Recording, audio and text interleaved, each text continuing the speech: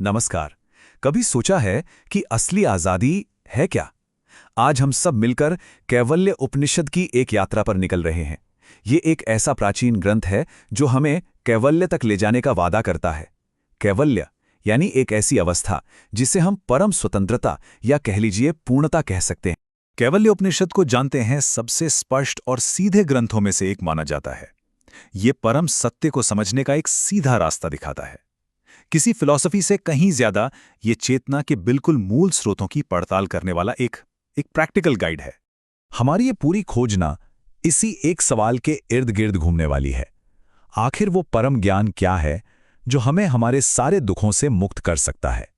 ये वही सवाल है जो बहुत समय पहले एक महान साधक ने पूछा था, और आज हम उसी के जवाब की तलाश में निकलेंगे। तो चलिए इस कहानी के किरदारों से मिलते हैं।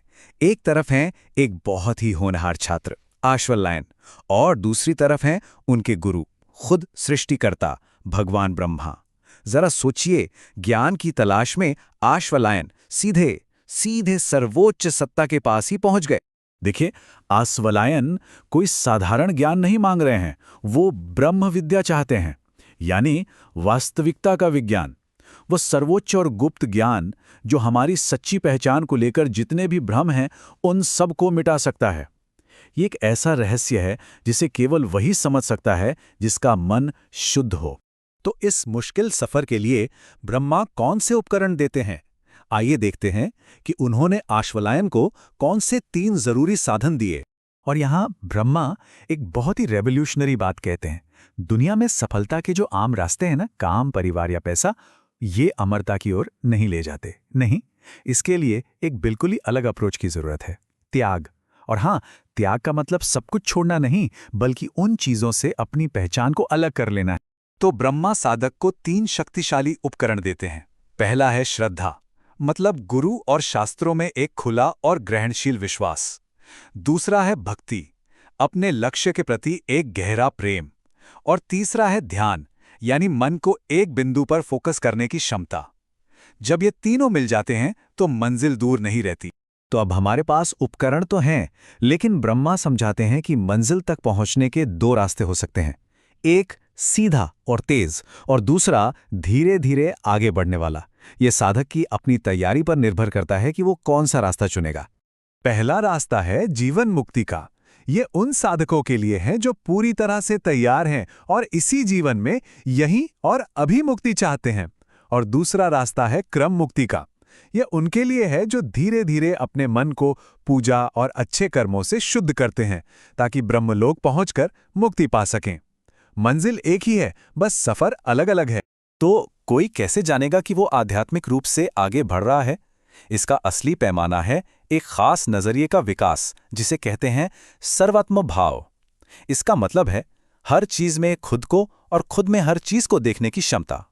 जब ये नजरिया विकसित होने लगता है ना, तो अलगाव, गुस्सा और जलन जैसी जो नकारात्मक भावनाएं हैं वो अपने आप ही खत्म हो जाती है। साधक ये महसूस करने लगता है कि एक ही चेतना सभी प्राणियों में है, सभी देवताओं में है, और यहां तक कि समय के भी पार मौजूद है।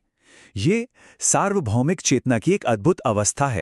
लेकिन इस एकता को महसूस करने के रास्ते में सबसे बड़ी रुकावट क्या है? हमारा अपना अहंकार। तो उपनिषद इस पर काबू पाने का एक बहुत ही प्रैक्टिकल तरीका बताता है, और इसके लिए आग पैदा करने की एक प्राचीन कहावत का इस्तेमाल करता है। ये एनालॉजी बहुत शक्तिशाली है। यहां हमारा अहंकार है लकड़ी का निचला टुकड़ा, और सार्वभौमिक ध्वनि ओम है मथने वाली छड़ी। जब ज्ञान के साथ ओम का लगातार अभ्यास किया जाता है तो इस मंथन से ज्ञान की एक आग पैदा होती है जो अहंकार को जला देती है और साधक को उसके बंधनों से आजाद कर देती है। अब हम अपनी इस खोज के अंतिम और सबसे गहरे पड़ाव पर पहुंचते हैं, और इसका रहस्य उन 3 अवस्थाओं में छिपा है जिनसे हम सब रोज गुजरते हैं। उपनिषद हमारी आत्मा यानी जीव को एक यात्री की तरह बताता है जो 3 अलग अलग शहरों या कह लें अवस्थाओं से गुजरता है। जागृत अवस्था, जहां हम बाहरी दुनिया से जुड़ते हैं। स्वप्नावस्था, जो पूरी तरह से हमारे मन की ही रचना है। और फिर सुषुप्ति यानी गहरी नींद, जहां सब कुछ शांत हो जाता है और सिर्फ आनंद का एक एहसास बाकी रहता है। और यहीं पर सबसे बड़ा सवाल उठता है जब ये तीनों अवस्थाएं, जागना, सपना देखना और गहरी नींद, लगातार बदल रही हैं, तो वो कौन है जो इन तीनों को बिना बदले देखता रहता है? वो कौन सा स्थिर गवाह है जो हमेशा हमेशा मौजूद रहता है? जवाब है ब्रह्म। ये परम साक्षी इस सृष्टि से अलग नहीं है, बल्कि इसका स्रोत और इसका आधार दोनों हैं। आसान भाषा में कहें तो ब्रह्म ही वो मिट्टी है जिससे ये ब्रह्मांड बना है, और ब्रह्म ही वो कुम्हार है जिसने इसे बनाया है। और यही वो बात है जो हमें उपनिषद के शिखर पर ले आती है, महावाक्य की घोषणा। ये महान कथन ऐलान करता है कि हमारे अंदर की आत्मा और परम सत्य यानी ब्रह्म में कोई फर्क नहीं है, वे एक ही हैं। तत्त्वमसि, तुम वही हो। इसका गहरा मतलब ये है कि जो अलगाव हम महसूस करते हैं अनुभव करने वाले में, अनुभव में, और जिस चीज का अनुभव हो रहा है उसमें, वो सब एक भ्रम है। सबसे गहरे स्तर पर सिर्फ एक ही एकीकृत चेतना है, देखने वाला, जो देखा जा रहा है, और देखने की क्रिया, सब एक ही ब्रह्म है। और ये हमें एक अंतिम सवाल के साथ छोड़ जाता है। अगर हमारी असली पहचान वो अनंत अखंड चेतना है, तो ये दुनिया जिसे हम इतना ठोस और असली मानते हैं, आखिर है क्या? इस प्राचीन ज्ञान की रोशनी में हमारे जीवन का क्या मतलब है? इस पर जरूर सोचिएगा।